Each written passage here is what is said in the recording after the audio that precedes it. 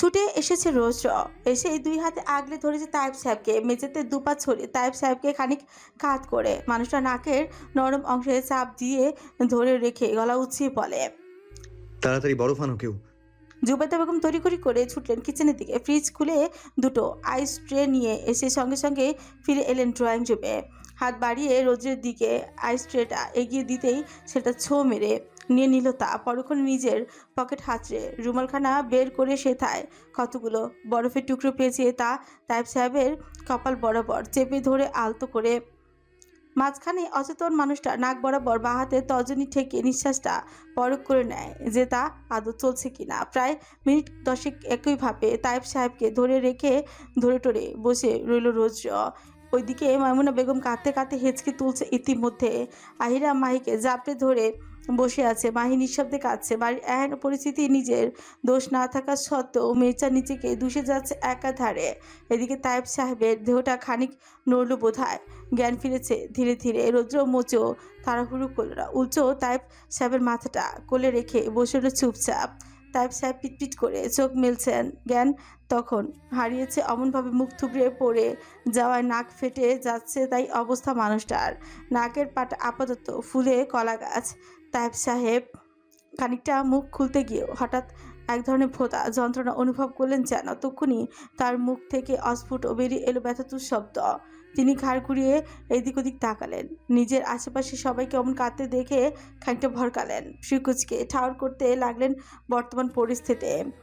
প্রায় সেকেন্ড 30 সময় লাগলো তার ফাঁকা মস্তিষ্ক সচল হতে, যে না তখনকার ঘটনাগুলো একে একে মনে পড়ল মানুষটার। অমনি তিনি উত্তেজিত হয়ে গেলেন। রৌদ্র কোল থেকে মাথা রেখেই হাত পা ছুটতে লাগলেন। অমনি হাত পা ছুটতে লাগলেন। রৌদ্র তৎক্ষণাৎ চেপে ধরে উত্তেজিত মানুষটাকে এক হাতে আলতো করে মাথায় হাত বুলিয়ে শান্ত করার উদ্দেশ্যে বলেন, একটু শান্ত হও সেজু আব্বু। তায়েব সাহেব থামলেন, তবে পরমুহূর্তে রৌদ্রের পেঁচের দুই পাশে হাত ঝুঁকিয়ে ছেলেটাকে শক্ত করে জাপটে ধরলেন। কেমন এতক্ষণে নিজের চিরচেনা শক্তপোক্ত খোলস থেকে বেরিয়ে এসে কাঁদতে লাগলেন হু হু করে। তার অমন কান্না দেখে মামুনা বেগম ভেঙে পড়লেন আরও। ওনার আঁচলে মুখ গুজে নিজেও কাঁদছেন বেশ। এদিকে রৌদ্রর কাঁধ কেমন ভার হয়ে যাচ্ছে ক্রমশ, বোধহয় হুঠার দায়িত্ব বাড়ার লক্ষণ। সেই তক্ষুনি তায়েব সাহেবের পিছে আলতো করে হাত বুলিয়ে আশ্বাসী বাণী শুধালেন, কেতো না সেজু আব্বু, আমি থাকতে তোমার আবার কিসের ভয়? আমি বেঁচে থাকতে আমার বোনকে কেউ নিয়ে যেতে পারবে না, কেউ বলতে কেউ না। তায়েব সাহেবের কি হলো কে জানে। মানুষের কান্নাগুলো কেমন হুট করে কমে গেল রৌদ্রের এহেন বাক্যে। বোধহয় বুকটা ক্ষীণ আশার আলো জেগেছে। এরূপ কথা ভেজা জুতোর প্যাচ প্যাচ শব্দ তুলে হাসপাতালে ঢুকলেন তৌকির মির্জা। হন্য হয়ে ছুটলেন লিফটের দিকে।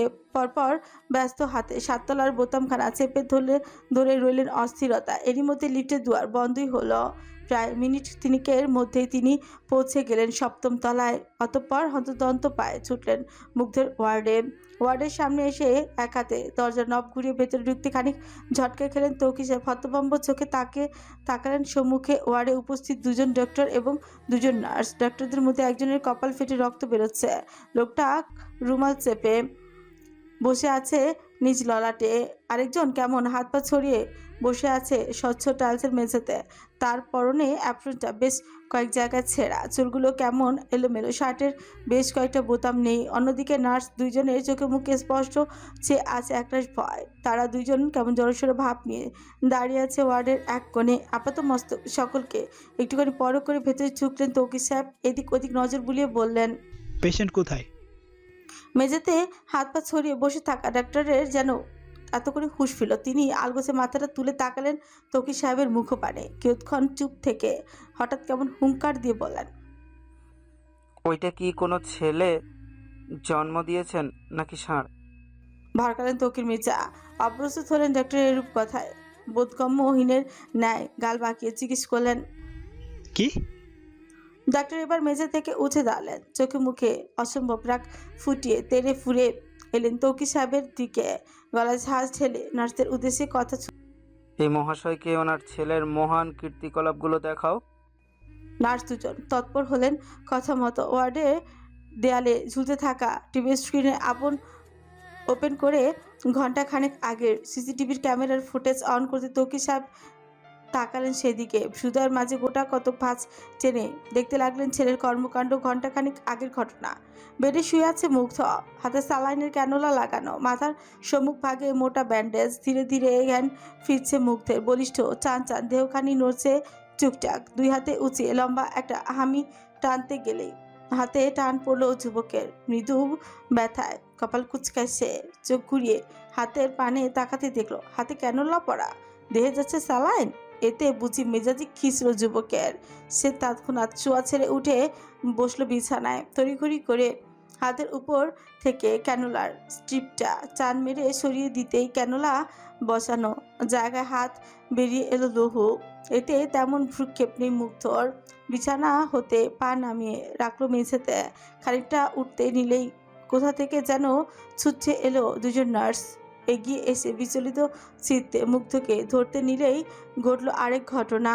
বেয়াদব ছেলের কি হলো কে জানে। সে তৎক্ষণাৎ দুহাতে নার্স দুটোকে সজোরে ধাক্কা দিয়ে সরিয়ে দিল সামনে থেকে। ঘটনার এহেন আকস্মিকতা তাল সামলাতে পারেনি মহিলা দুটো। দুকদম পিছিয়ে গিয়ে হঠাৎ করে পড়ে গেল মেঝেতে। হকচকান দৃষ্টিতে যুবকের পানে তাকিয়ে থাকতে যুবক কেমন ধস চাপল। অগ্নি দৃষ্টিতে তাকিয়ে থেকে গর্জন তুলে আওড়ালো, খবরদার, নষ্ট মেয়ে মানুষের মতন যখন তখন আমার গায়ে হাত দিবি না। আহমক বনে গেল নার্স দুজন। একে অপরের সঙ্গে নীরবে চোখাচোখি করলো একবার। এরই মধ্যে ওয়ার্ডে প্রবেশ করলো দুজন ডিউটিরত ডক্টর। একযোগে খোশমেজাজে ভেতরে ঢুকলো। পরক্ষণে তাদের হাসিগুলো কেন যেন নিভে গেল ধপ করেই। যেই দেখলো নার্সেরা মেঝেতে পড়ে আছে তারা অমনি উদ্বিগ্ন হলেন। একজন তো তৎক্ষণাৎ এগিয়ে এসে নার্সের হাত ধরে তাকে উঠাতে লাগলেন মেঝে থেকে। অপরজন মুগ্ধের পানে হতবাক দৃষ্টিতে তাকালেন ছেলের বাহুতে বা হাতের উঁচু পিছে থেকে রক্ত গড়াতে দেখে হতবিহ্বলের সুরে বললেন, আপনি বেড থেকে উঠলেন কেন? মুগ্ধর তেমন কোনো রাগ করেনি। এহেন কথার পিছে শক্ত মুখে গা ছাড়া দিয়ে সম্মুখে পা বাড়ায় সে। অমনি ডাক্তার মহাশয় উদ্বেগ দেখিয়ে মুগ্ধর ডান হাতের ফোলা ফুলে ফেপে থাকা মাসেলে আলতো করে চাপ দিয়ে ধরে নিশ্চিন্তিত গলায় শুধলেন, কোথায় যাচ্ছেন? আপনি এখনো সুস্থ হননি। যান, গিয়ে শুয়ে পড়ুন। মুখ কুচকায় মুগ্ধ। হাতটা খানিক ছাড় মেরে ছাড়িয়ে এনে ডক্টরের হাত থেকে গলায় ছাঁচ ছেলে বলে, কে বলেছে আমি অসুস্থ? 2 পায়ে যেহেতু ভর দিতে পেরেছে তার মানে আমি সুস্থ। ডাক্তার সাহেব নাছর বান্দা দুধারে মাথা নাড়িয়ে এক প্রকার গো ধরে বলে, আরে না না, আপনার শরীরে অতিমাত্রায় ড্রাগস রয়েছে। এ মুহূর্তে আপনার রেস্ট নেওয়ার ভীষণ জরুরি, না হলে হয়তো। হাই, চুপ কর। এসব বলছি ডাক্তার গেলে অন্য জায়গায় দেখা। সামনে থেকে। যুবকের এহেন কড়া কথায় রাগ হলো ডক্টরের। তিনি খানিক ধমকে সুরে তুলেন গলায়, অজান্তেই শুধালেন, আপনি তো দেখছি আচ্ছা বেয়াদব। বললাম আপনি অসুস্থ। কথাটা আর শেষ হবার সুযোগই হয়নি। তার আগেই ডাক্তারের মাথা বরাবর সজোরে নার্সিং ট্রে দিয়ে আঘাত করে বসে মুগ্ধ। মুহূর্তে বিকট শব্দে চেঁচিয়ে ওঠেন ডক্টর। দু হাতে চেপে নিজে ধরে মাথা হাতে খানিক গরম গরম কিছু একটা অনুভব হওয়ায় হাত দুটো সামনে আনতে দেখলেন হাত ভর্তি লাল তরল। তা দেখেই বেচারা কেমন চিৎকার দিয়ে উঠছে। ওদিকে মুগ্ধ নামক বেপরা পুরুষের চোয়াল ফুটেছে শক্তভাবে। গাড়ির মোচা রগগুলো এবার স্পষ্ট দেখা যাচ্ছে। হাত দুটো তার মুষ্টিবদ্ধ। ডক্টর এক নাগাড়ে চেঁচায় বিদায় সে তক্ষুনি শক্ত হাতে চেপে ধরে ডক্টরের চোয়াল। ডক্টর সাহেব এবার আওয়াজ করে করে তুলতে গেলেন। চোয়ালের ব্যথায় কুকিয়ে যাচ্ছে রীতিমতো। অথচ সেদিকে ভ্রুক্ষেপহীন মুগ্ধ রক্তলাল চোখ দুটোতে ক্রু দৃষ্টি নিক্ষেপ করে তাতে ধত কিরমিরিয়ে শুধালো, 1 বোতল রাম গেলে এসব বালের অসুখ বিসুখ পালাতে সেকেন্ড খানেকও লাগে না। So keep your bullshit advice in your pocket. Got it? কি উত্তর দিবে ডাক্তার? চোয়ালের ব্যথা জান যা যা অবস্থা তার। মুগ্ধ কিছুটা সময় নিয়ে ডাক্তারকে ছিটকে ফেলো অদূরে। ডাক্তার বহু কষ্টে নিজেকে পড়া থেকে বাঁচালো। তার অমন যাচ্ছে তাই অবস্থা পরখ করে বেজায় চটলেন অপরজন। কিছুটা দাবাঙ্গিরি দেখাতে নার্সদের ছেড়ে দিয়ে এগিয়ে এলেন মুগ্ধের নিকট। উচ্চতর মুগ্ধের ঘাড়ে উঁচিয়ে শক্ত চোখে তাকালেন, ঝাঁঝালো কণ্ঠে বলে গেলেন, আপনার এত বড় সাহস! আপনি একজন ডক্টরের গায়ে হাত তোলেন? ওয়েট, আমি আপনাকে পুলিশে দেব। কি এমন বললেন ডাক্তার যা শুনতেই ঠোঁটের কোণে তির্যক ব্যঙ্গাত্মক হাসি লেপটে গেল মুগ্ধর। চোখ দুটো হয়ে গেল সরু। সে ঠোঁটের কোণে হাসি বজায় রেখেই সপাটে থাপ্পড় বসালো ডাক্তারের গালে। একটা দুটো পরপর কয়েকটা থাপ্পড় দিতে দিতে গম্ভীর কণ্ঠে আওড়াল, পুলিশে দিবি? দে তাহলে, ডাক দে তোর বাপেদের, দেখি তোর কোন বাপ এসে আমাকে ধরে নিয়ে যায়। ডাক দে বান্দের ছেলে। ডক্টর মহাশয়ের গাল দুটো যেন ছিঁড়ে যাচ্ছে ব্যথায়। যুবকের এক একটা ঘা না যেন হাতুড়ির আঘাত, এত শক্ত কারো হাত। তখনই ডাক্তারের নিজেকে কোনো মতো ছাড়ে পিছিয়ে গেলেন কয়েক কদম। দুই হাতে নিচের গাল দুটো চেপে ধরে রেখে আশ্চর্য বর্ণে তাকিয়ে রইলেন শুধু। মুগ্ধ হাসলো, ঠোঁটের কোণে বাঁকা পাপে দৃষ্টি তীর্য করে বলল, আর কেউ আটকাতে আসবে? তৎক্ষণ দুধারে মাথা নাড়লেন সবাই। মুগ্ধ খানিক গা ঝাড়া দিয়ে হাঁটা ধরল গদগচিয়ে। বর্তমান সম্পূর্ণ ভিডিও ফুটেজ দেখে না চাইতো মিটিমিটি হাসছেন তৌকির সাহেব, তা আবার আর দৃষ্টিতে দেখে ফেলেছেন চোখচর। মুহূর্তেই মহাশয় কেমন তেলেবেগুনি জ্বলে উঠেন যেন, ভীষণ রাগ নিয়ে কচকচ করতে করতেই বলেন, আপনি হাসছেন? এরকম একটা দৃশ্য দেখেও হাসছেন? তৌকির সাহেব আপ্রাণ চেষ্টা চালাচ্ছেন নিজের হাসি আটকাতে, তবে বালাই স্যার এই হাসি কি আর অত সহজে থামে? ব্যাগ গোছাচ্ছে রোজ, আলমিরা থেকে একে একে অরিন সবগুলো কাপড় বের করে এনে ঢোকাচ্ছে ব্যাগের ভেতর। ওদিকে অরিন খ্যানখ্যান করছে রোজের কান বরাবর। সে যাবে না তার ডাক্তার সাহেবকে ছেড়ে অন্য কোথাও। রোজ মেয়েটার এরূপ কথা পাত্তাহীন নিজ উদ্যোগে করে যাচ্ছে ব্যাগপত্র গোছগাছ। অরিন যখন দেখলো তার অত কাইকুয়ে তেমন কোনো ভ্রুক্ষেপ নেই রোদ্রের, ঠিক তখনই মেয়েটা কেমন সম্মুখে এসে দাঁড়ালো রোদ্রের। রোদ্র থামলো, কপট মেজাজ দেখিয়ে বললাম, কি সমস্যা? অন্য সময় এহেন মেজাজ দেখলে খানিকটা দমে গেলেও আজ অরিন দমিনি মোচেও। উঁচু গলায় এক প্রকার জোর ঢেলে বলল, আমি যাব না আপনাকে ছেড়ে। ললাটে বিরক্তির ভাঁজ পড়ল রোদ্রের। মুখটা হলো গম্ভীর। সে খানিকক্ষণ ঠোঁট কামড়ে দাঁড়িয়ে রইল চুপচাপ। পরক্ষণই লম্বা একটা নিঃশ্বাস ফেলে নিজের উপচে পড়া রাগগুলোকে বেশ কায়দা করে গিলে নিয়ে এগিয়ে এলো এক কদম। দু হাতে আলতো করে অরিনের ছোট্ট মুখখানা সামান্য আঁকড়ে ধরে নরম কঞ্চে অসত্য ফুচিয়ে পড়লাম, সানশাইন, আমার ভালো থাকাটা তোর এবং আমার পুরো পরিবারের সাথে জড়িত। তোদের গায়ে সামান্যটুকু ফুলের আঁচড় পড়লেও আমি বোধহয় ঠিক থাকতে পারবো না বউজান। সত্যি বলছি, আমার জীবনের একমাত্র দুর্বলতা আমার ভালোবাসা। আমি চাই না সানশাইন কেউ আমার দুর্বলতায় আঘাত করুক। অ্যাটলিস্ট আমার জন্য হলেও তোকে সেফ জোনে যেতে হবে। কি যাবি না? রৌদ্র পোছাচ্ছে আর অরিন কি না না বুঝে থাকবে? এটাও কি আদৌ সম্ভব? অরিন ঠিক বাধ্য মেয়ের মতো মেনে নিল কথাগুলো। ওপর নিচ হালকা মাথা ঝাঁকিয়ে তৎক্ষণাৎ দু হাতে জড়িয়ে ধরল রৌদ্রকে। রৌদ্র আর সময় নিল না, হাতের তীব্র বাঁধনে আঁকড়ে ধরল প্রেয়সীকে। মেজার নরম কাঁধে ছোট ছুঁয়ে রেখে নাক দিয়ে উষ্ণ নিঃশ্বাস ফেলতে লাগলো ক্রমাগত। বুকটা হঠাৎ করে কাঁপছে তার, হয়তো অজানা ভয়ে, নয়তো কোনো আগাম সতর্ক সংকেতে। দুপুর গড়িয়ে বিকেল নাম্বার চোখ, আর অথচ শারমিন বেগমের এতক্ষণে ঘুম ভাঙলো। চোখে মুখে হালকা পানির ছিটিয়ে সিঁড়ি বেয়ে নামছেন তিনি। গায়ে জড়ানো বরাবরের ন্যায় দামি জামদানি শাড়ি। মুখটা কেমন গম্ভীর করে ড্রয়িং রুমে পেরিয়ে ডাইনিংয়ে খানিক ঠু মারতে হঠাৎই একজনকে দেখে চমকে উঠলেন শারমিন বেগম। অবিশ্বাস্য নেত্রে সম্মুখে তাকিয়ে হেঁচে এলেন জোড়া পায়ে। ডাইনিং টেবিলে রাজার মতো বলিষ্ঠ দেহে ছড়ি আছে, বসে আছে মুগ্ধ, গপগপিয়ে খেতেছে খাবার। শারমিন বেগম খানিক চেয়ে রইলেন চুপচাপ। কই, তিনি ভেবেছিলেন সেটা বোধহয় মার খেয়ে পড়ে থাকবে সপ্তাহখানিক, অথচ এখন দেখো 24 ঘন্টা না পেরোতেই ছেলে এসে হাজির বাড়িতে। শারমিন বেগম বিরক্ত হলেন বেশ, কাটকাট কণ্ঠে হঠাৎই বলে হচ্ছেন, কখন এলে? খাচ্ছে মুগ্ধ। শারমিন বেগমকে এক প্রকার দেখেও অদেখাই করলো ছেলেটা। এতে বুঝি গায়ে আগুনই ধরে গেল শারমিন বেগমের। তৎক্ষণাৎ পুরনো কথা জের ধরে গলা অসম্ভব ছাঁচ ঠেলে আওড়ালেন, শুনলাম তুমি নাকি এহসান পরিবারের মেয়েকে বিয়ে করার জন্য উঠে পড়ে লেগেছো, কথাটা কতটুকু সত্যি? এবারও প্রত্যুত্তর করেনি মুগ্ধ। উঁচু হাত বাড়িয়ে পাতে ভাত নিল আরেক চামচ।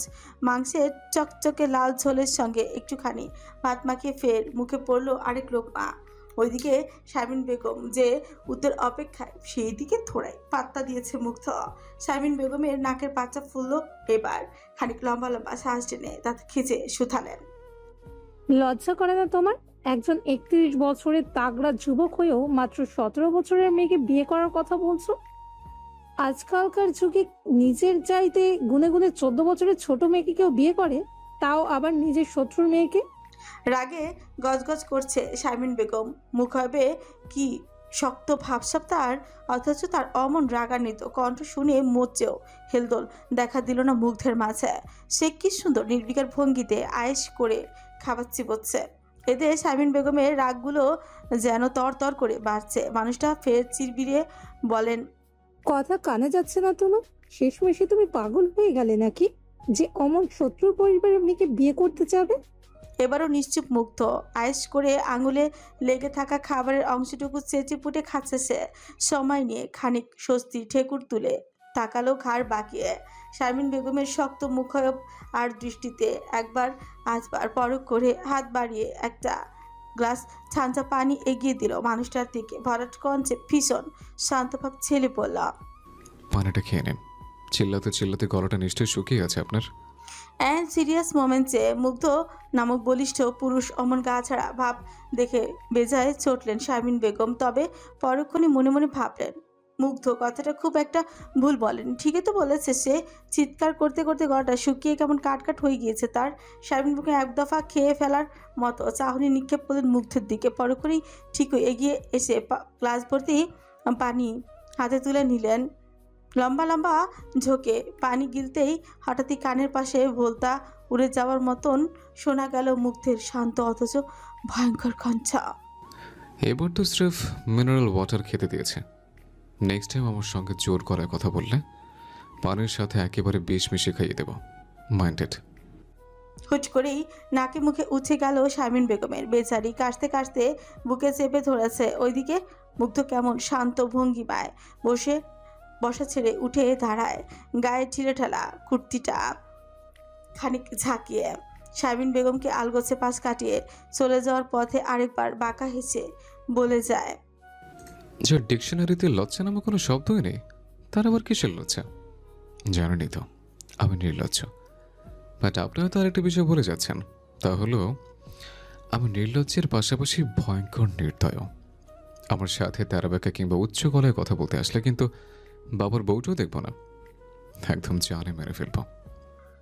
ভরকে গেলেন শারমিন বেগম। হতচকিত নেশে ঘাড় বাঁকিয়ে তাকাতেই চলে গেল মুগ্ধ। এদিকে ডাইনিং এরিয়ার দুয়ারে দাঁড়িয়ে চুপচাপ দাঁড়িয়ে থেকে এতক্ষণে কার্যকলাপগুলো নীরব দর্শকের ন্যায় দেখছিলেন তৌকির মির্জা। ছেলে পাশ কাটিয়ে চলে যেতে তিনি এগিয়ে এলেন স্ত্রীর নিকট। হালকা ঝুঁকে শারমিন বেগমের কানের কাছে মুখ নামিয়ে হিসি বললেন, মানুষ দেখে কথা বলতে হয় বেবি। সবাই তো আর আমার মতো নরম সরম না যে কিনা তোমায় শুধু আদরই করবে। মুখ বাঁকালেন শারমিন বেগম। নাক মুখ কুচকে তক্ষুনি হনহনিয়ে চলে গেলেন ডাইনিং ছেড়ে। অথচ তৌকির সাহেব মিটমিটিয়ে হাসছেন। আচ্ছা শ্যামবতী, তোমার বিরহে তবে আমিও কি নিষ্ঠুর হয়ে গেছি? মনটা কি তবে সত্যি সত্যি পাথরে পরিণত হলো? আগের ন্যায় নিস্তেজ রুহি ঘুমিয়ে আছে চোখ বুঝে। বাদবাকি মানুষের জন্য সকাল হলেও তার কাছে কি আর সকাল কিংবা রাতের ভিন্নতা আছে? সে তো বরাবরের ন্যায় ঘুমিয়ে আছে।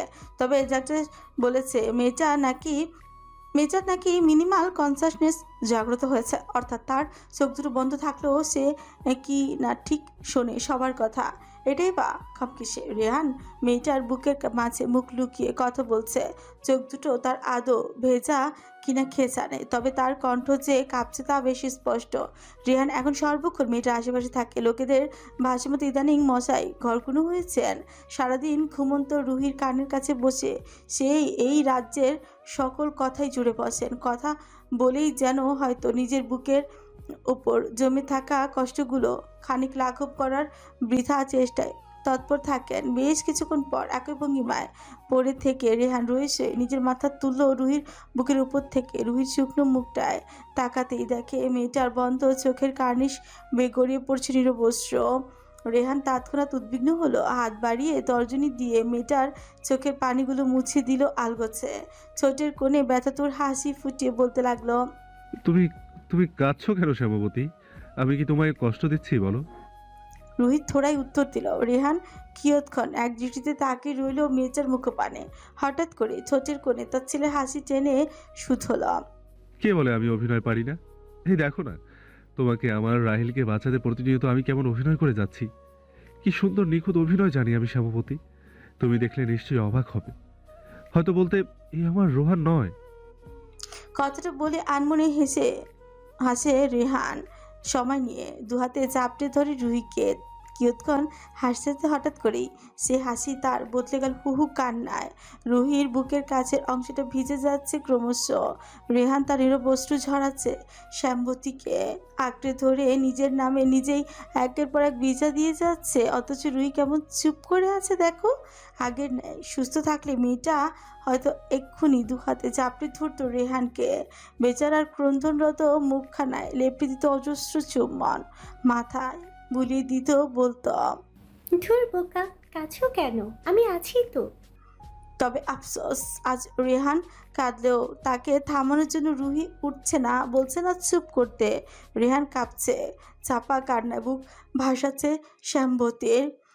তার হাতের বাঁধনটাও শক্ত হচ্ছে ধীরে ধীরে। সে সময় নিয়ে কান্নাগুলো আটকানোর চেষ্টা চালালো বেশ, কিন্তু কান্নারা আজ রূপ নিয়েছে হিংস্র।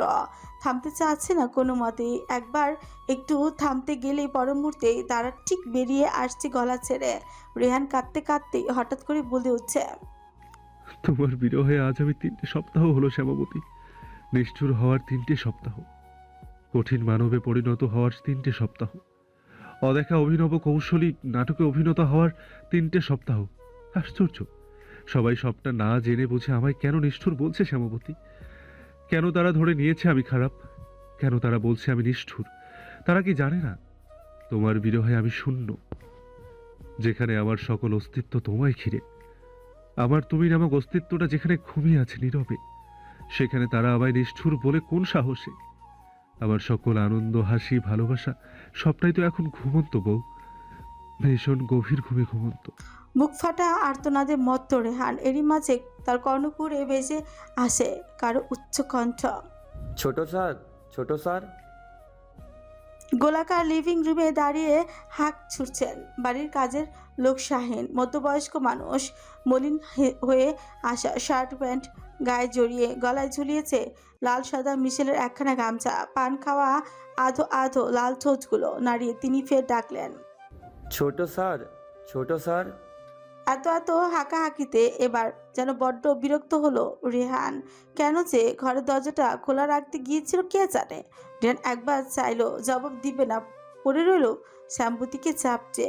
তবে আবারও শোনা গেল শাহিন মিয়ার কণ্ঠ। মুহূর্তেই জল শক্ত হলো রেহানের চোখে মুখে একটা বিরক্তি লেপছে। সে ঘর ছেড়ে বেরিয়ে আসে, ধূপতাপ পা দোতলার সরু বারান্দার দ্বার ঘেঁষে দাঁড়িয়ে ঝাঁঝালো কণ্ঠে বলল, কি হয়েছে শাহিন ভাই, এত হাঁক ডাক কিসের? দেখছো যেহেতু তোমার ডাকে তেমন সারা শব্দ দিচ্ছি না, তার মানে বোঝা উচিত ছিল আমি ব্যস্ত আছি। আর সে যাই হোক, বলো কেন ডেকেছো? শাহিন মিয়া পুরাতন লোকে বাড়ির, সে জের ধরেই প্রত্যেকের সাথে তার সখ্যতা বেশ পুরনো। তাই তো কেউ হুটহাট রাগ করে কথা বললেও খুব একটা আহত হন না তিনি। এ যেমন এখন হলো না। শাহিন মিয়া দাঁত কপাচি বের করে হাসলেন একটুখানি, রয়েছে সুত হলেন। রুদ বাবা আইসে, ভিতরে আইবার কমু। হকচকায় রেহান হতবাক নেচে তাকায় শাহিন মিয়া দিকে। মনে মনে ভাবলো, রৌদ্র হঠাৎ সকাল সকাল তার বাড়িতে এলো কেন? সে তো কাল তাকে বলি দিয়েছিল সে চাইলেও এখন কারোর সাথে সফট বিহেভ করতে পারবে না, অ্যাটলিস্ট বাদবাকি মানুষদের ভালোর জন্য হলেও না। সেক্ষেত্রে রৌদ্র হঠাৎ তার সম্মুখে এসে দাঁড়ালে সে থোড়াই কপট ভাব ধরে রাখতে পারবে? নিজ ভাবনায় নিমগ্ন রেহান। তার দেখাতেই গলা খাকারি দিয়ে ওঠেন শাহিন মিয়া। মনোযোগ কাড়ার পুরাতন চেষ্টা অবলম্বন করতেই সম্বিত ফিল রেহানের। ছেলেটা নিজেকে খানিক ধাতস্থ করে তড়িৎ নেমে এলো সিঁড়ি ডিঙিয়ে। অকচকে যে না কিছু বলতে যাবে অমনি তার দৃষ্টি গিয়ে থমকায় বাড়ি ধরার সদর দরজার কাছে, 2 হাত পকেটে গুজে দাঁড়িয়ে থাকা রৌদ্রের পানে, যার অনিমেষ চোখজোড়া রোহানকে দেখছে। চোখে মুখে তার নেই বিন্দুমাত্র তাড়াহুড়ো। রেহান ভরকায় আমতা আমতা করে গলায় ছাঁচ ঢালে কপচ, নিজের সত্যবাদী চোখ দুটোকে আড়াল করে কপট শক্ত গলায় বলে উঠছে, কেন এসেছিস?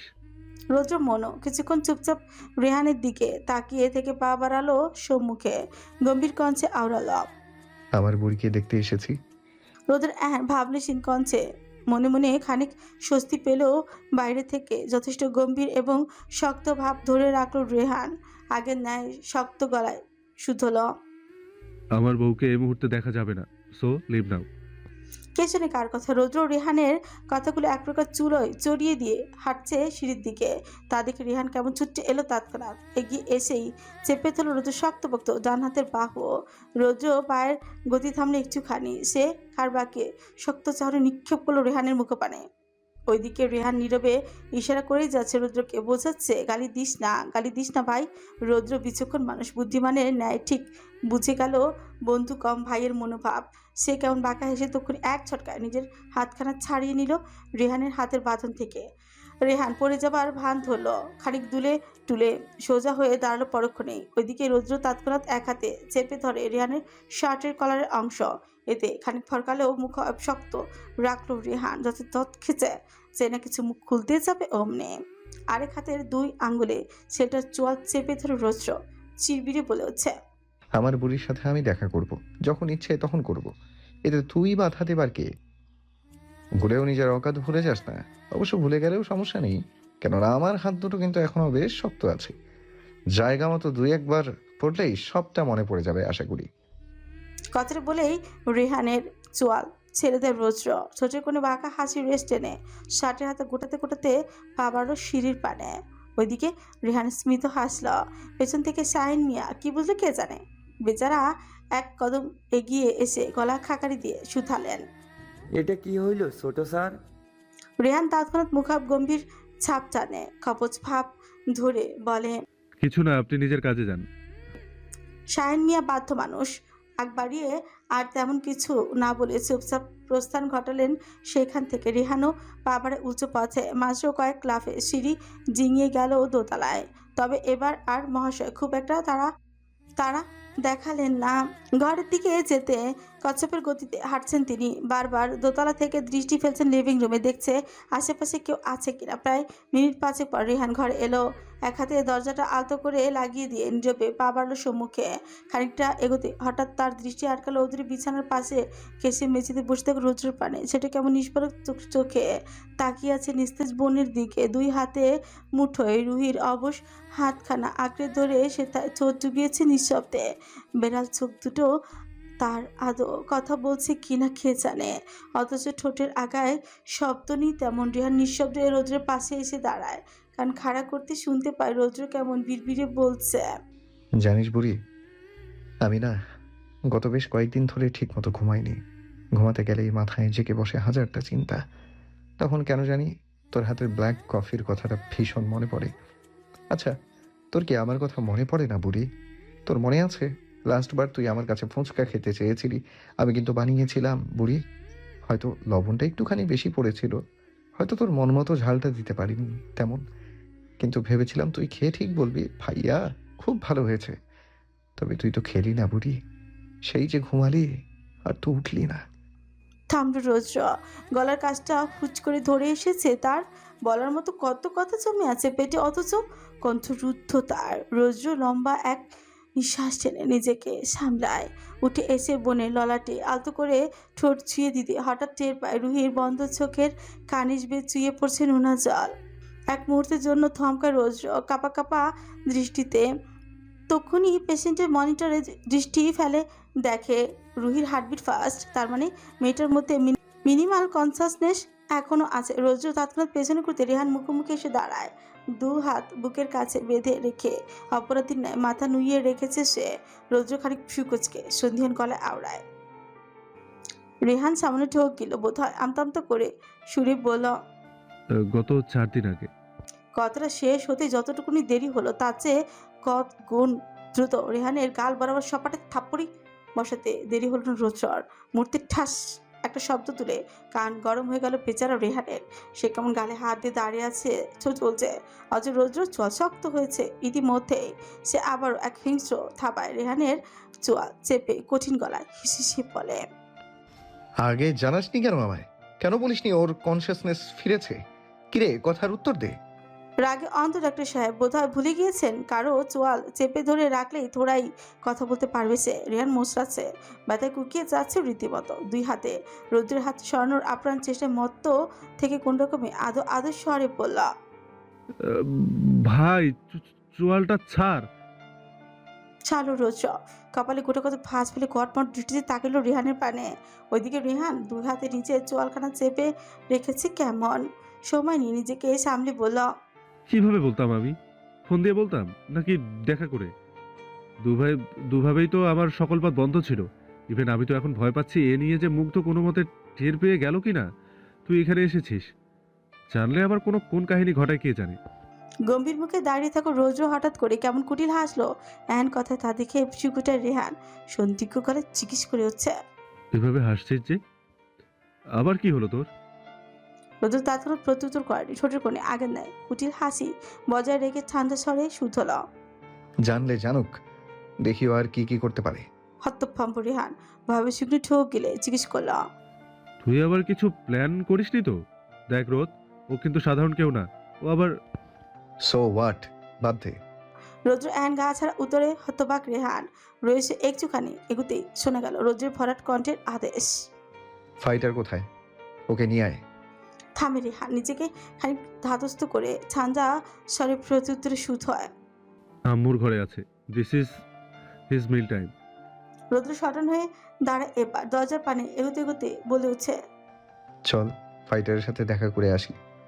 এন কথায় খানিক রেহান চিন্তিত হলো যেন। আচমকা এগিয়ে এসে আওড়ালো। ওয়েট রোদ। পা দুটো থামালো রৌদ্রের ঘাড় বাঁকিয়ে। পরক্ষণেই তাকায় রেহান কেমন ইতস্তত সুরে বলে উঠছে, অ্যাকচুয়ালি আব্বু আম্মু জানে না এসব বিষয়ে। তারা শুধু এতটুকুই জানে তাদের সাথে আমার মনোমালিন্য চলছে। অ্যান্ড অ্যান্ড এলাস বাট আম্মু আব্বুর সাথে মুক্তের ভীষণ খাতির। গম্ভীর হলো রৌদ্র।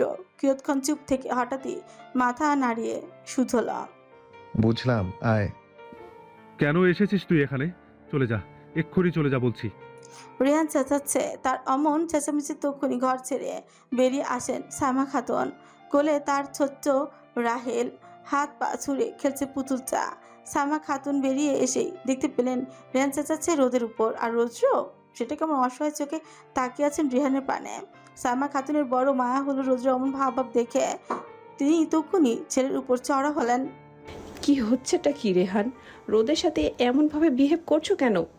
রেহান এরূপ কথার প্রত্যুত্তরে করেনি, উল্টো দত খিচে দাঁড়িয়ে রইল কেমন। এদিকে সাইমা খাতুন রোদের পানে নরম চোখে তাকায় আলতো হেসে রাহিলকে রোদের দিকে বাড়িয়ে দিতে গেলে রেহান ঘটল আরেক কাঞ্চ। তৎক্ষণাৎ ছো মেরে রাহিলকে নিয়ে নিল নিজ বাহুডোরে ঘটমুটে শুথালো। খবরদার আমার ছেলেকে ওদের কারো হাতে দিবে না।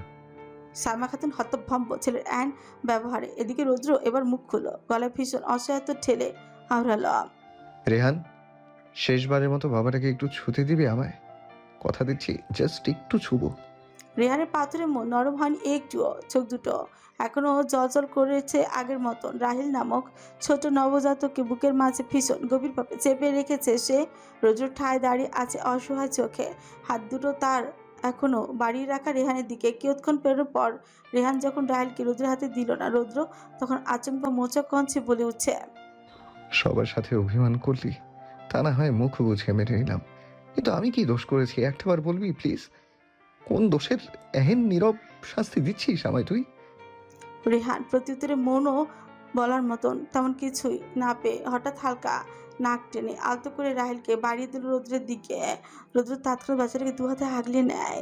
কতদিন পর, ঠিক কতগুলো দিন পর বাচ্চাটাকে একটুখানি ছুতে পারল সে। এই আনন্দে বেচারার আত্মহারা। দু কদম দূরত্বে দাঁড়িয়ে থাকা রেহান অলকে হাসছে, চোখে মুখে সে কি স্বস্তির ছাপ তার। ছোট্ট রাহিল তার ছোট ছোট হাত পা ছুটছে, গুলুমুলু গাল দুটো ফুলিয়ে খিলখিল করে করছে। রৌদ্র অনিমেষ চোখে চেয়ে রইল বেশ কিছুক্ষণ। তার অজান্তে চোখ দুটো কেমন ভরে এসেছে তার কোনরূপ আগাম সতর্ক সংকেত ছাড়া। দু এক ফোঁটা অশ্রু চুপচুপ করে গড়িয়ে পড়ল রাহিলের গুলুমুলু গালের এক পাশে। রৌদ্র আলতো করে আঙুল উঁচিয়ে গালটা মুছে দিল নরমভাবে। ভেজা চোখে খানিকটা হেসে নরম কণ্ঠে বলে ওঠে, ভিনদেশে ভালো থেকো ফাইটার। মামা তোমায় ভীষণ মিস করব। তুমি একদম চিন্তা করো না ফাইটার, খুব শীঘ্রই তোমাকে আমি নিয়ে আসবো আবারও। কথা দিচ্ছি তোমায়, সকল পরিস্থিতি তোমার অনুকূলে করে ছাড়বো ইনশাল্লাহ। তোমাকে, আমার বুড়িকে আর তোমার ঘাটতারা বাপকে ঠিক আবারও নিয়ে যাব এহসান বাড়িতে। তখন তোমার বাপ বলো কিংবা দাদা, কারোর ধার ধারবো না আমি। নীরব হুমকিতে হাসলো রেহান। সায়মা খাতুন তৎক্ষণাৎ পা চালিয়ে চলে গেলেন নিচে। রোজও এসেছে কতগুলো দিন পর, ছেলেটাকে কি আর না খাইয়ে পাঠাবেন তিনি? তাই তো তিনি ছুটলেন ওদিকে। তিনি যেতে রেহান চুপচাপ এগিয়ে এসে দাঁড়ালো রোজের কাছাকাছি, কণ্ঠ খাতে নামিয়ে পড়ল। তুই কিন্তু আমার চাইতেও কয়েক গুণ ভালো অভিনয় করিস বাড়ি। এমন কথা ফ্রি উচিত তাকায় রোজও বাঁকা হেসে এক হাতের তর্জনী দিয়ে চোখের অশ্রুগুলো আলতো করে মুছতে মুছতে জবাব দিল, আই নো দ্যাট। দুপুর হয়েছে বেশ। এহসান বাড়ির পরিবেশ আজ ভীষণ ঠান্ডা। বাড়িতে ছেলে মেয়েগুলো একটাও নেই, তাদের নিয়ে যাওয়া হয়েছে অন্যত্র। আপাতত বাড়িতে আছেন বয়োজ্যেষ্ঠরা। লাঞ্চ টাইম, ডাইনিং টেবিলে ভর্তি খাবারের সমারোহ। দুধারে 4টে চেয়ারে বসে আছেন বাড়ির 4 কর্তা।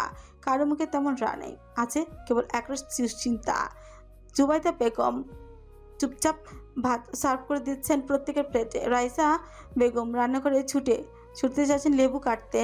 ওইদিকে মামুনা বেগম ও রাফিয়া বেগম কেমন বিরস মুখে তরকারি বাড়ছেন। তরকারি বাড়ার এক পর্যায়ে হঠাৎ করে সকলের কানে এলো বাইরে চেঁচামেচি শব্দ। রাফিয়া বেগম শিকুচকারেন চেঁচামেচি শব্দ পেয়ে হাত থেকে তুক্ষুনি তরকারি বাটিটা নামিয়ে রেখে যে না উদ্যত হলেন ডাইনিং সাথে, অমনি ডাইনিং রুমের গটগট পায়ে প্রবেশ করলো মুগ্ধ। তার সেই চিরচেনা গম্ভীর রূপে সাদা ফিনফিনে কাপড়ের একখানা শার্ট গায়ে জড়ানো, যার হাতা গুটিয়ে রাখা কুনুই অবধি, গলার কাছে বেশ কয়েকটা বোতাম খুলে হাঁ করে রেখেছে বেয়াদব ছেলে, যার দরুন তার লৌমসীন ফর্সা বুকখানা সহজে চক্ষু গোচর। চোখে আচা নীল রঙা রোদ চশমা, কপালের চামড়ায় ব্যান্ডেজের পরিবর্তে এখন শোভা পাচ্ছে ওয়ান টাইম স্ট্রেপড। ছেলেটা কেমন কোমরের পিছে 2 হাত বেঁধে এসে দাঁড়ালো ডাইনিং এ। রোদ চশমার আড়ে লুকিয়ে থাকা বাদামি চোখ দুটোতে এদিক ওদিক ঘুরিয়ে ছোটে ঝোলালো তির্যক এক বাঁকা হাসির রেশ। ভরাট কণ্ঠে কৌতুকে টান মেরে বলল, কি অবস্থা সবার? খাচ্ছিলেন নাকি? আমার একটা সময়ে এইরূপ উদ্ভট কথায় বড্ড বিরক্ত বাড়ির সকলে। তাইব সাহেব তো রেগে মেগে পম। তখনই বসা ছেড়ে উঠে দাঁড়ালেন মহাশয়। ওইদিকে মুগ্ধ খানিকটা এগিয়ে এসে টেবিলের দিকে আগ বাড়িয়ে টেবিলের উপর সাজিয়ে রাখা খাবারগুলো একে একে ঢাকনা সরিয়ে দেখতে লাগলো কি রান্না হয়েছে। প্রথমে বাটিতে কাতলা মাছের ঝোল দেখি নাক ছিটকায় মুগ্ধ। ফিরফির করে বললাম, এসব বলছিল মানুষ খায়? বিড়বিড় করে বলা কথাটাও বেশ শুনলেন বাড়ির সবাই। মুহূর্তেই চোখ মুখে স্পষ্ট রাগ ছেয়ে গেল সবার। মুগ্ধ এবার আরেকটু এগিয়ে দ্বিতীয় বাটির ঢাকনাটা সরায়। সেটা মাংসের উপস্থিতি দেখে গাল বাঁকায় সে। ঢাকনাটা ড্রিম করে বাটির উপর গায়ে ছুঁড়ে মারে। তাচ্ছিল ভরা কণ্ঠে বলে উঠছে, মাথার উপর আমি নামক আস্ত শনি ঘুরপাক খাওয়া সত্ত্বেও মুখে দেখে রুচির শেষ নেই আপনাদের। বাহ, ভালোই তো। এবার আর চুপ থাকতে পারল না তাইব সাহেব। তখনই গর্জে উঠে সুথলেন, ইউ স্ক্যান্ডেল! কোন সাহসে আমার বাড়িতে আবারও পা রেখেছো তুমি? এখনই বের হও আমার বাড়ি থেকে, নাহলে কিন্তু তোমাকে ঘাড় ধাক্কা দিয়ে বের করে দিব বলে দিলাম। এহেন কটু বাক্যে গায়ে ধরেনি মুগ্ধর। ছেলে কেমন গা ছাড়া ভাব নিয়ে চেয়ার টেনে নিল এক হাতে। সেটাই বসতে বসতে কুটিল হিসে বলল, ওরে বাবা, খায়রুল এহসানের ছেলের তো দেখি মুখ থেকে পায়ে পতব্দি সাহস আর সাহস। সে সেখানে আমাকে ঘাড় ধাক্কা দিবে? আসলে তাইব সাহেব চোখে আগুন। তাকাতে পারছেন না এই চোখের দৃষ্টি দিয়ে এক্ষুনি ঝলসে দিতেও মুগ্ধকে। মুগ্ধ আর দৃষ্টিতে দেখলো তা। অতঃপর ইচ্ছে করে তাইব সাহেবকে দেখিয়ে পায়ের উপর পা তুললো সে। পা নাচতে নাচতে হঠাৎ কেমন মুচড়ামুচড়ি করতে লাগলো চেয়ারে বসে। বাড়ির গৃহিণীরা শক্ত মুখে তাকিয়েছেন কেবল। মুগ্ধ খানিক সময় নিয়ে হাত ঘুরিয়ে কোমর থেকে রিভলভারটা বের করে এনে রাখলো টেবিলের উপর। তা দেখতেই ভয়ে জড়সড় হয়ে গেলেন বাড়ির গৃহিণীরা।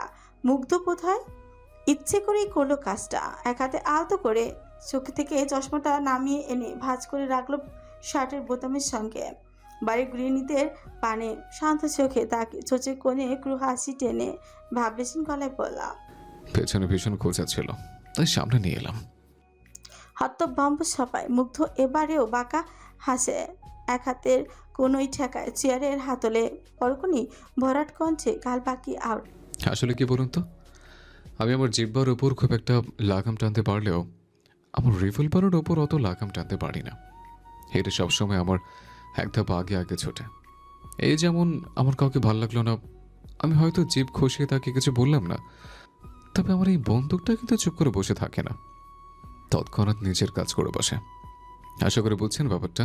প্রায় নীরব থমকে। এ যেন নীরব থমকে। বেয়াদব ছেলে কথাটা কোন আঙ্গিকে বলেছে তা আর বুঝতে বাকি নেই তায়েব সাহেব সহ বাকি সবার। তায়েব সাহেব তখনই গলায় ঝাঁজ ঢেলে ফের চিরবির করে শুধলেন, তোমার এই ফোকলা ধমকি ধামকি কিংবা ব্ল্যাকমেইলিং অন্য কাউকে গিয়ে দেখাও, ভুলেও আমার সামনে এসব করতে আসবে না। তোমার মতো বিদেশি গুন্ডাকে, আর যাই হোক, আমি তাইফ এহসান ভয় পাই না। গাল পাকায় মুগ্ধ, কাটা সামান্য বাঁকিয়ে সরু চোখে তাকে তায়েব সাহেবের পানে এক হাতে উঁচিয়ে ঘাড়ের এক পাশে সামান্য চুলকাতে চুলকাতে আওড়ায়, এই বয়সে এত চিল্লাবেন না ডিসি সাহেব, পরে আবার দেখা যাবে সময়ের আগে উপরে পৌঁছে গেছেন। সেক্ষেত্রে কি দরকার শুরুটার উপর অত জুলুম করার? রাগটা যেন তর তর করে বাড়ছে তায়েব সাহেবের, চোখে মুখে লেপটে গিয়েছে অদৃশ্য আগুন। মানুষটা তৎক্ষণাৎ হিতায়েত জ্ঞান হারিয়ে শক্ত হাতের থাবা বসালেন টেবিলের উপর। মুহূর্তে কাছের টেবিলটা এক বিকট শব্দ হলো। এতে আশেপাশে সবাই ঘাবড়ালো, বিন্দুমাত্র হেলদোল হলো না মুগ্ধ। সেটা উঁচিয়ে ঠেস মেরে শুধলাম, শুরুটা দেখছি তেলের অভাব নেই আপনার, ভালোই তো জোর দেখাতে পারেন দেখছে। তায়েব সাহেব নিজেকে আর সংবরণ করতে রাখতেই পারলেন না, তক্ষুনি পা ঘুরিয়ে ছুটে আসতে লাগলেন মুগ্ধর দিকে।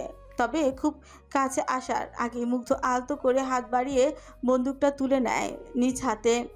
যা দেখতেই থেমে গেলেন তায়েব সাহেব, ভীষণ রাগ নিয়ে দাঁড়িয়ে রইলেন খানিকটা দূরে। মুগ্ধ আর চোখে দেখলো তা ঠোঁটের কোণে বাঁকা হাসি, লেপটে চটপট উঠে দাঁড়ালো বসা ছেড়ে, পরনের সফেদ রঙা ফিনফিনে শার্টটাকে খানিক ঝাঁকিয়ে নজর বুলালো ওইদিক এদিক, খানিকটা সন্তুষ্ট কণ্ঠে জিজ্ঞেস করল, আপনাদের বাড়ির বড় ছেলে আছে না, কি যেন নাম তার?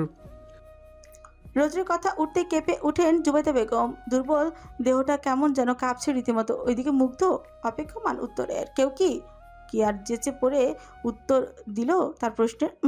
এতেই অবশ্য রাগ হয়নি মুগ্ধর, সে কেমন একটু হেসে আবারও চশমাটা চোখে পড়ল, কঠিন গলায় আচমকা বলল, হয় মাজ্ঞের না থেকে বলে দিবেন ও যাতে যথাসম্ভব আমার হাতের নাগালের বাইরে থাকে। অবশ্য দূরে থাকলেও লাভ নেই, আমি যেদিন ধরবো একদম ওর দুপা দুদিকে ধরে টেনে ছিঁড়ে ফেলবো, বলে দিয়েন। এরূপ ধমকানিতে নিঃশ্বাস আটকে গেল জুবাইদা বেগমের। মানুষটা কেমন টলতে লাগলেন দেখো। পাশ থেকে রাফিয়া বেগম তৎক্ষণাৎ দুই হাতে আগলে ধরলেন তাকে। এদিকে মুগ্ধ এবার ফিগুটায় চেয়ারের উপর দুই হাত রেখে সামান্য ঝুঁকে দাঁড়ায়। তায়েব সাহেবের পানে সরু দৃষ্টি নিক্ষেপ করে শ্লেষাত কণ্ঠে বলে উঠছে, কি ডিসি সাহেব, মেয়েকে লুকিয়ে রেখেছেন নিশ্চয়? অজানা তথ্য জেনে যাওয়ায় খানিকটা অপ্রস্তুত হলেন তায়েব সাহেব সহ বাকিরা। একে অপরের সঙ্গে মুখ চাওয়াচাই করলেন। এরই মধ্যে মুগ্ধের নজরে বেশ ধরা পড়ল সব। ছেলেটা এবার কুটিল হেসে শুধল, শেয়ালের ভয়ে যতই মুরগিকে পাতালের তলে সিন্দুকের ভেতর লুকিয়ে রাখেন না কেন, শেয়াল কিন্তু সময় মতো মুরগি শিকার করবেই। তায়েব সাহেব ঘাবড়ে গেলেন, কপাল বেয়ে চুয়ে চুয়ে ঘাম। মুগ্ধ আর দেরি করলো না, বাঁকা হেসে পা বাড়ালো উল্টো পথে। কিন্তু এরই মধ্যে তার আবার কি হলো কে জানে, এক পা দুপা করে এগুতেই সে আবার হুট করে পা থামিয়ে কাত করে চাইলো তায়েব সাহেবের মুখপানে। বা হাতের তুর্জনি দিয়ে চোখ থেকে চশমাটা খানিক নিচু করে এনে শান্ত অথচ গভীর কণ্ঠে ফের ঠেস দিয়ে বললেন, অতিরিক্ত তেল মশলা জাতীয় খাবার খাওয়া কমিয়ে দিন ডিসি সাহেব, কারণ এখন থেকে রোজ নিয়ম করে আপনার প্রেশার বাড়ানোর দায়িত্ব আমার। And you know what? এই কাজটা আমি কিন্তু খুব ভালো করে করব, প্রমিস। কুটিল হেসে চলে গেল মুগ্ধ। বেয়াদব ছেলে যতটুকু সময় জুড়ে ছিল ততটুকুতেই যেন এক প্রকার কথার বজ্রপাত করে গেছে এহসান বাড়ির ডাইনিংয়ে। বাড়ির সকলের মাঝে এক ভিন্ন উৎকণ্ঠা পরিলক্ষিত। দুর্বল জুবাইদা বেগম টলতে টলতে হুশ করেই বসে পড়লেন চেয়ারে, কাঁপা কাঁপা কণ্ঠে আওড়ালেন, ও আমার রোদের কথা বলল কেন? কি হয়েছে আমার রোদের? উত্তর আসেনি কারো কাছ থেকে। প্রত্যেকের চোখে মুখে লেপ্টে আছে অজানা আতঙ্কের ছাপ। তায়েব সাহেব মনু রইলেন ঠিকই, তবে মনের ভেতর ভারী উচ্চাটনে দিকবেদিক শূন্য। মানুষটা হয়তো ভাবছেন সন্তানদের কথা। ভোলার বোরহানউদ্দিন উপজেলার প্রসিদ্ধ এলাকা বড় মানিকা, এখানকার হাজি বাড়ি লোকমুখে বেশ সুপরিচিত। তবে জনাব আলহাজ মোহাম্মদ আইয়ুব হাজি বড় মানিকার প্রাক্তন মেম্বার মহাশয়, যেমন নাম তেমনি রুতবা। আইয়ুব হাজির 3 কন্যা, বড় মেয়ে সুনয়না স্বামী সন্তান নিয়ে আপাতত লন্ডন থাকছে। মেজো মেয়ে ইকরা বিয়ে হয়েছে এই তো পাশের এলাকায় গঙ্গাপুরে স্বামী এবং তার বিশিষ্ট ব্যবসায়ী। হাজী সাহেবের তৃতীয় এবং সর্বশেষ কন্যা মাইমুনা বেগম বাবার বড্ড কাছের এবং আদুরে। তিনি গতকাল হুট করেই মাইমুনা বেগম কল দিয়ে জানালেন মেয়েদেরকে পাঠাচ্ছেন বাড়িতে। যদিও বা তিনি আসল ঘটনা বলেননি বাবাকে, তবুও নাতিনরা আসছে এতদিন পর, তা নিয়ে হাজী সাহেবের খুশি দেখে কে। আজ ভোর সকালে আহিরা, মাহিরা, পুতুল, অরিন এবং ইকরা অনেক এসে পৌঁছেছে হাজী বাড়িতে। বরাবর ন্যায় গাড়িতে নয়, লঞ্চে করে তারা এসেছে পর থেকে। বৃদ্ধ হাজী ঠোঁটের কোণে, সাহেবের ঠোঁটের কোণে থেকে যেন কিছুতে হাসি সরছে না। এহসান বাড়ির পরিবারের রত্নদের একসঙ্গে পেয়ে তিনি বুঝি হাতে আকাশে চাঁদই পেয়ে গেছেন। সকাল থেকে তোড়জোড় চালিয়েছেন, রান্না বান্নার হাঁক ছেড়ে ছেড়ে একে ওকে ডাকছেন কাজের জন্য। বাড়ির কেয়ারটেকার শামসুর আলী ঠিক কতদিন পর হাজী সাহেবকে এত খুশি হতে দেখলেন কে জানে। বৃদ্ধ গম্ভীর মুখ হাজী সাহেব নিজ স্ত্রী গত হওয়ার পর থেকে একা একাই ব্রিটিশ আমলে তৈরি এই হাজীবাড়ি নামক বিশাল অট্টালিকায় থাকছেন। সঙ্গে অবশ্য সারিদ হিসেবে রয়েছেন বাড়ির কেয়ারটেকার শামসুর আলী, যিনি কিনা অপবাদে বিপদে সর্বদা পাশে থাকেন মানুষটার। সুবিশাল অট্টালিকার শ্যাওলা পড়া ছাদের একদম কার্নিশ ঘেঁষে সটনভাবে বুকের উপর দু হাত বেঁধে দাঁড়িয়ে আছে মাহি। দৃষ্টি তাক কর অদূরে ঢেউকানো মেঘনা নদীর কোলে।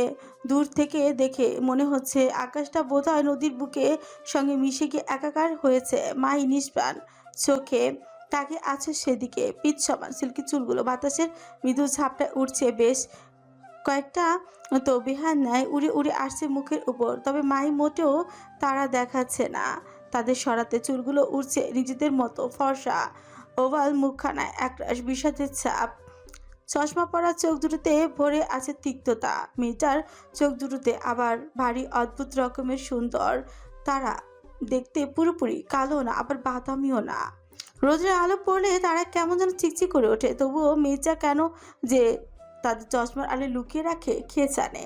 মাহির পরনে আপাতত নীল রঙা ধুতি পাজামা, গায়ে সফেদ রঙা কুর্তি টাইপ জামা, গলার পেছনে থেকে সামনে এসে ঝুলছে ওড়না দুপাশে।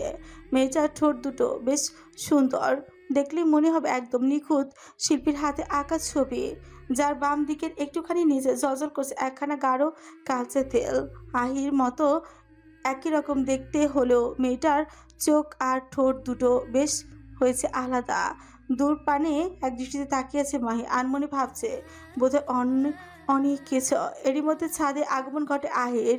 হাতে একখানা কফির কাপ, পরনে ঘিয়ে রঙা জিন্স কুর্তা, মাথার উস্কো খুস্কো চুলগুলো কোনো মতে ক্লিপে আটকে রাখা, চোখে মুখে স্পষ্ট সন্দেহের ছাপ। মেয়েটা খালি পায়ে চুপচাপ এগিয়ে আসে মাহির নিকট। এক হাত দূরত্বে দাঁড়িয়ে ঘাড় বাঁকিয়ে তাকায় মাহির মুখপানে। মাহি ঠায় তাকে আছে অধরে। আহির উপস্থিতি টের পেল কিনা কে জানে। আহি কিয়ৎক্ষণ চুপ থাকলো, নীরব চোখে দেখলো মাহিকে। আশ্চর্য, মেয়েটা হুবহু তার মতো দেখতে হলো, ব্যক্তিত্ব এত তফাৎ হলো কেন যে দুজনার? কেন মাহি তার মতো শক্ত হলো না? কেন হতে গেল এত দুর্বল ভীরু? কথাগুলো ভাবতে ভাবতে আহি নিজেকে শুধরে নেয় আবারও। মনে মনে ফের ভাবে, মাহি কি আর ইচ্ছে করে দুর্বল হয়েছে? সে তো ছোট থেকেই এমন, অল্পতে কাঁদে, চুপচাপ থাকে। পড়ালেখাতেও তো তার চেয়ে বহুগুণ ভালো, দেখতেও ভারী মিষ্টি।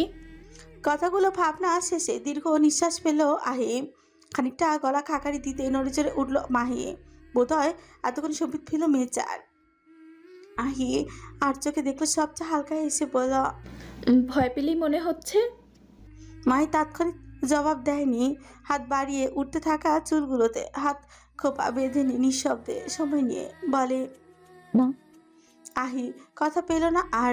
বলার মতো বহু কথা থাকলেও গলার কাছটায় কোথাও যেন কথাগুলো আটকে যাচ্ছে তার। এমনটা কেন হচ্ছে কে জানে। আহিকে চুপচাপ দাঁড়িয়ে থাকতে দেখে মাহি এবার মুখ খুলল, ভারী কণ্ঠে শুধ হলো, কিছু বলবি? আই মাথানার ওপর চোখ দুটো হালকা চেপে কথা সাজায় মনে মনে। হাতের কফি কাপটা ছাদের রেলিংয়ের উপর দাঁড় করিয়ে রেখে ঘুরে দাঁড়ায় পরক্ষণে। পিঠ ছেঁকালো কার্নিশের সঙ্গে মাহির ন্যায় দুই হাতের বুকের কাছে বেঁধে রয়েছে আওড়ালো। কি ভাবছিস? মরছি না কেন? কথার পিছে এহেন উদ্ভট উত্তরে ভরকায় আহি হতভম্বতায় চট করে খুলে গেল হাতের বাঁধন।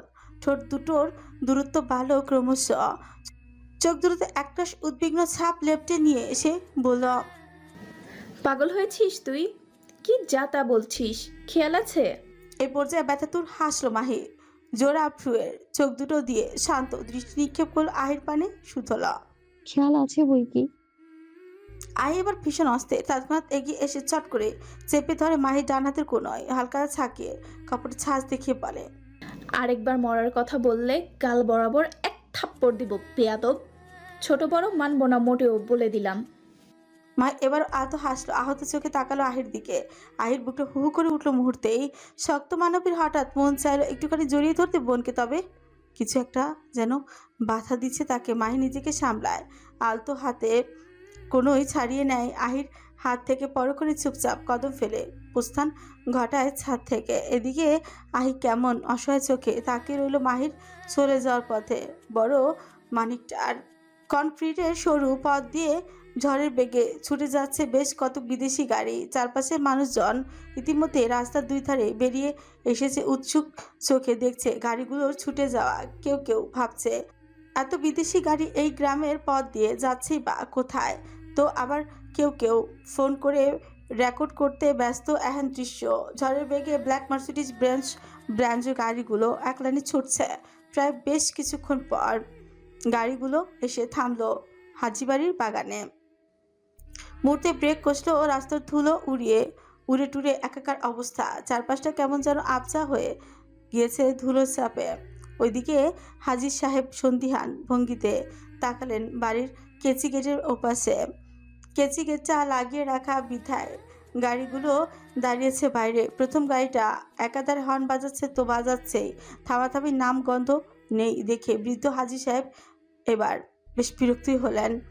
গম্ভীর মুখে হাতে লাঠিটা নিয়ে এগিয়ে এলো কেচি গেটের কাঠ খাচ্ছে। খানিকটা উকিঝুঁকি দিয়ে হাতে লাঠিটা সামনে উঁচি ঝাঁঝালো কণ্ঠে বলল, এই থামেন, আমার বাড়ির সামনে এসে এত হর্ন বাজাচ্ছেন কেন? কারা আপনারা? হর্ন থামলো বড় মুহূর্তেই। প্রথম গাড়ি থেকে ড্রাইভার মহাশয় আলতো করে মাথা বের করলেন জানলা দিয়ে। মানুষের চোখে মুখে সে কি ভয়ের ছাপ ভাব এমন, সাক্ষাৎ বাঘ নিয়ে ঘুরছেন যেন। তিনি কেমন গলা উঁচিয়ে হাজি সাহেবের উদ্দেশ্যে বললেন, গেট খুলুন। হাজি সাহেব সুগুটালেন, মুখাবে যথেষ্ট শক্ত রেখে কঠিন বাক্য ছুড়লেন, মামা বাড়ি আবদার নাকি যে বললেই খুলতে হবে? তিনি না জানি না কোথেকে উড়ে এসে আমার বাড়ি ঢুকতে চাচ্ছেন আপনারা? যান এখান থেকে। এরূপ কথায় ড্রাইভার যেন বেশ অপমানিত হলো। বেচারা মুখ লুকালেন গাড়ির ভেতর। ওদিকে অনেক এতক্ষণে বেরিয়ে এসেছে, এলোমেলো চুল, মলিন চেহারা, উদ্ভ্রান্তের ন্যায় দেখাচ্ছে। গোলুমুলু ছেলেটাকে সে এসেই তৎক্ষণাৎ থাবা দিয়ে বসলো হাজি সাহেবের হাতে। অনর কণ্ঠে বলল, ভুলেও দরজা খুলবে না দাদু। হাজি সাহেব সুকুচকারের ফের সন্দিগ্ধ চোখে তাকালেন, ঘাড় বাঁকিয়ে সন্দিগ্ধ গলায় প্রশ্ন ছুড়লেন, তুমি কি জানো না কি কে এসেছে? অনেক ঠোক গেল সামান্য। হাজি সাহেবের হাত টানতে টানতে উঠোনে পেরোতে লাগলো। ঠিক তখনই ঘটলো আরেক কাণ্ড। গাড়িগুলো সব ধীরে ধীরে বিকট আওয়াজ তুলে পেছোতে লাগলো কেমন। হাজি সাহেব হাঁটা থামিয়ে তাকিয়ে রইলেন সেই দিকে। গাড়িগুলো পেছোতে পেছোতে কয়েকটা দৃষ্টি সীমার বাইরেও পৌঁছে ইচ্ছে ইতিমধ্যে। তবে সামনের গাড়িটা কেন যেন খানিকটা দূরে সরে গিয়ে হঠাৎই মাঝপথে থেমে গেল। পরক্ষণে গাড়ির ড্রাইভার বেরিয়ে এলো তস্ত্র পায়ে, তড়িঘড়ি করে ছুটতে গেলেন খানিকটা দূরে। এবার যেন পুরোপুরি বিষয়টা কেমন গোলকধাতার ন্যায় ঠিক হাজি সাহেবের নিকট। অনেক বারবার তার হাতের টানলেও তিনি এবার যেন নিজের হাত এক ঝটকায় ছাড়িয়ে নিলেন। গম্ভীর মুখে সম্মুখে তাকিয়ে থাকতে হঠাৎ দেখলেন গাড়িটা স্টার্ট হয়েছে আবারও। ইঞ্জিন ব্যগ্র গতিতে ছুটলেন। গাড়ি দাঁড়িয়ে আছে ঠায়, যেন সে তৈরি হচ্ছে কিছুর জন্য। ইঞ্জিন বিকট শব্দ মুখরিত। চারপাশ ঠিক খানিক মিনিটের বাদেই বদলে গেল বিশাল কিছু। গাড়িটা হুচ করেই ব্যাপক গতিতে ছুটে আসতে লাগলো কেচি গেটের দিকে। হাজি সাহেব ভরকালেন। ভরকে যাওয়া কণ্ঠ ফুলে যে না কিছু বলতে যাবে তার আগেই গাড়ি এসে টক্কর বসালো কেচি গেটটার সঙ্গে বিরাট এক ধাক্কায়। কেচি গেট আর দাঁড়িয়ে থাকতে পারল না। সঙ্গে সঙ্গে গেট ভেঙে সামনের দিকে, সেই ভাঙা গেটের দিকে ছুটে এলো গাড়ি। হাজি সাহেব ভীত সন্ত্রস্ত হয়ে তৎক্ষণাৎ কদম পেছালেন বেশ। তবে গাড়ির মালিক বুঝি পাগলি হয়েছে আজ। কেজি গেটের মতো মানুষকেও বোধহয় উগড়িয়ে ফেলবে এক্ষুনি। তখনই অনেক হাজী সাহেবের হাত টেনে ধরে তাকে নিয়ে ছুটে বাড়ির দিকে, কিন্তু শেষ রক্ষাটা হলোই না। বেচারা বৃদ্ধ হাজী সাহেব পায়ে হোঁচট খেয়ে হুমড়িকে পড়লেন সম্মুখে। হাত থেকে লাঠিটাও পড়ে গেল মাটিতে। অনেক সঙ্গে সঙ্গে এগিয়ে এসে হাঁটু মেরে বসলো হাজী সাহেবের সামনে। ঘাড় বাঁকিয়ে তাকিয়ে দেখলো গাড়ি ছুটে আসছে তাদের দিকে। হাজী সাহেব এবং অনেক তখনই নিজেদের চোখে ঢাকলো হাতের সাহায্যে। ঠিক তখনই গাড়িটা একদম তাদের নাকের কাছে ডগা এসে থামলো। উঠোনের শুকনো ধুলো ময়লা উঠতে লাগলো কেমন, তা নাকে যেতেই বুকে চেপে কাশতে লাগলেন হাজী সাহেব। তা অনিকও কাশছে অনবরত। কিছুক্ষণ বাদে গাড়ির ফ্রন্ট সিটের দেয়াল খুললো। হাজী সাহেব এবং অনেক নিভু নিভু চোখে তাকিয়ে রইল এদিকে। সাদা কালো গাড়ি থেকে প্রথমে বেরিয়ে এলো একখানা দামি বুট পরিহিতা। সময় নিয়ে পায়ের মালিকেরও বেরিয়ে এলো পরপরই। অনেক সময় রয়েছে মাথা তুলল উপরে। অনেক দেখে মুগ্ধ নামক বলিষ্ঠ যুবক, বাদামি কোট প্যান্ট পরা, সাহেবদেরই ন্যায় দাঁড়িয়ে আছে, চোখে আটা কালো রোদ চশমা। যুবক কেমন বাঁকা হেসে বলে উঠছে, লুকানোর জায়গাটা খুব একটা সুবিধা ছিল না এই সানার ব্যাটা, ছেলে মাটি করে লুকাতে পারতি। অনেক চোখ শক্ত করলো এবার কঠিন গলায় আওড়ায়, বেশি বাড়াবাড়ি করবে না মুগ্ধ। মুগ্ধ বাঁকা হাসলো, এক হাতে আলতো করে চোখ থেকে চশমা করে তীক্ষ্ণ দৃষ্টিতে তাকালো কেমন কণ্ঠে শ্লেষাত্মক ভঙ্গি চিনি বলল, করলে কি করবে, মারবে না কাটবে? অনেক উত্তর দিল না, চোখ শক্ত করে দাঁড়ালো চুপচাপ। এরই মধ্যে মুগ্ধের পেছন থেকে ছুটে আসলো বেশ কিছু সশস্ত্র বডিগার্ড। প্রত্যেকের ড্রেস আপ একই রকম। কয়েকজন এসে আগে চেপে ধরলো পড়ে থাকা হাজী সাহেব এবং অনেককে। অনেক বেশ মোচড়াচ্ছে, গলা উঁচে বারবার ছাড়তে বলছে তাকে। এতে বোধহয় বিরক্ত হলো মনস্টার। তক্ষুনি চিরপিড়িয়ে আদেশ ছুড়ল লোকেদের উদ্দেশ্যে, এটার মুখ বন্ধ কর। হুকুম তামিল হলো যথাযথই। একজন তক্ষুনি পকেট থেকে রুমাল বের করে অনেকের মুখে আটকে দিল। এতে এবার গোঙাচ্ছে বেচারা। মুগ্ধ ক্রু হাসলো, তা দেখে শান্ত কঞ্চে বলা, নাও ইট সাউন্ডস বেটার। বলেই সে এবার ডান হাতে তর্জনী উঁচে পেছনে থাকা গার্ডদের ইশারা করলো বাড়ির দিকে। মুহূর্তেই বাকিরা চোটপাট চালিয়ে ঢুকলো বাড়ির ভেতর। বেশ কিছুক্ষণ খোঁজাখুঁজি চালিয়েও বাড়িতে কারো হদিস না পেয়ে একজন গার্ড বেরিয়ে শুথল। বাড়িতে কেউ নেই মাস্টার। মুগ্ধ খানিকক্ষণ চুপ থেকে হঠাৎ করে কেমন বাঁকা হাসলো। বাঁকা চোখে তাকালো অনেকের পানে। গোঙাতে থাকা ছেলেটার পানে দৃষ্টি তাক করে রেখে আলতো মাথা নাড়িয়ে শ্লেষাত্মক কঞ্চে বলল, নাইস ট্রাই। অনেক কি বুঝলো কে জানে। সে হঠাৎ থেমে গেল কেমন, শান্ত হয়ে দাঁড়িয়ে রইল এক জায়গায়।